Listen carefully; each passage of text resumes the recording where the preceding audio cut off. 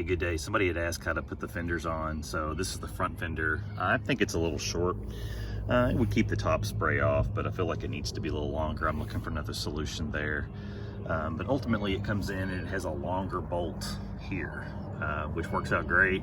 And it has two little tabs. I don't know if you can see the first tab here and the second tab here. And you just kind of sandwich the bolt in and put the longer bolt in, and everything, you know, works just fine, no worries. On the back, it's a little different. It took me a little bit to figure it out, but there is, right down here, there is a bolt that goes in here. You can see that. And in the top, you also have a bolt that goes in here.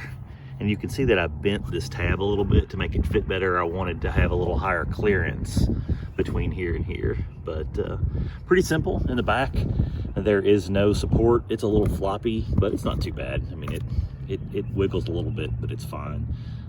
If there was an option to maybe put a stabilizer in, I might do that at some other time. So, but that's how it comes in. You know, just a simple bolt and a washer, maybe a bend there, and then a bolt and a washer in here, and a longer bolt there, and you're good to go.